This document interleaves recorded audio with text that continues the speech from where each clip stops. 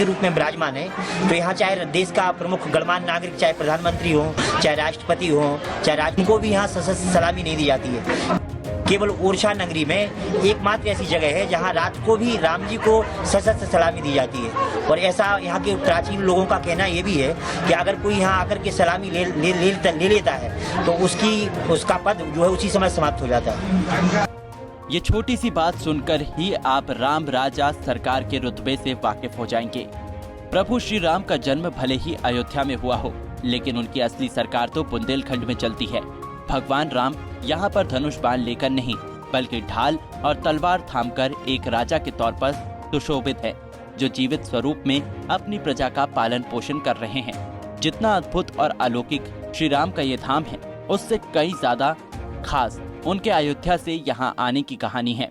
आइए सबसे पहले आपको वो कहानी सुनाते हैं कि कैसे यहाँ की रानी गणेश कुंवर अपने प्रभु को यहाँ से लेकर आई थी। संवत 1631 में ओरछा स्टेट की रानी कुंवरी गणेश राम भक्त थी।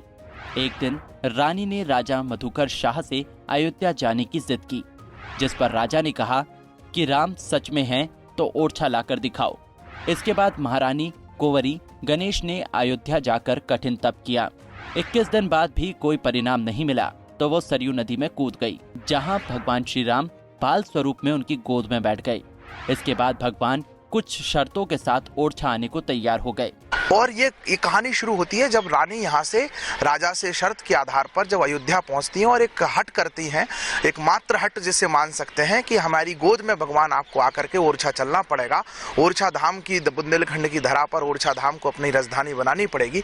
उस हट के उनकी भक्ति के समक्ष कहते हैं कि भगवान भक्तों के बस में होते हैं। उसी भावना के वशीभूत होकर के भगवान उनकी गोद में माँ सरयू के अंदर से प्रकट हुए और रानी उनको पुष्य नक्षत्र में यहाँ पर लेकर के आई। उनके लिए जो मंदिर बनाया गया चतुर्भुज मंदिर, उसमें वो रात्रि होने के कारण जब रानी का आगमन हुआ और जब उनको ओरछा के जो रसोई थी राज परिवार की, उस रसोई में स्थापित किया गया और वही बाद में मंदिर बन गया, क्योंकि भगवान ने शर्त रखी थी प्रकट होते हुए कि सिर्फ पुष्य नक्षत्र में ही हम चलायमान रहेंगे, शेष समय हम स्थूल रहेंगे, स्थिर रहेंगे।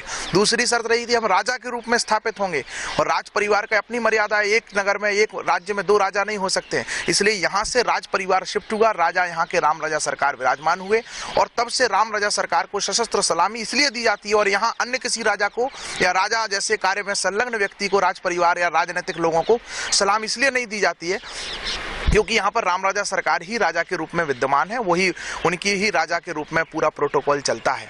यह ओरछा धाम के बारे में एक मधुकर शाह महाराज की रानी कुंवर गणेश अवधपुरी से ओरछा लाई अवध नरेश, ये तुलसीदास जी द्वारा लिखा गया यह दोहा अपने आप में एक प्रमाणित करता है कि वो यहाँ से अवध नरेश को लेकर के आई हैं। वो भगवान को या बाल्यकाल के रूप में लेकर जरूर आई हैं, बाल गोदी में लेकर के आई हैं, लेकिन राजा के रूप में प्रकट उन्होंने बाल्य के रूप में किया, लेकिन विद्वान यहाँ पर राजा के रूप में भगवान राम हुए हैं और इसीलिए राम राजा सरकार के रूप में पूरे विश्व में ओरछा धाम को जाना जाता है। पिछले लगभग 400 सालों से यहाँ पर राजा राम का दरबार लगता है। महाराजा भक्तों की मनोकामना सुनकर उसे पूर्ण करते हैं।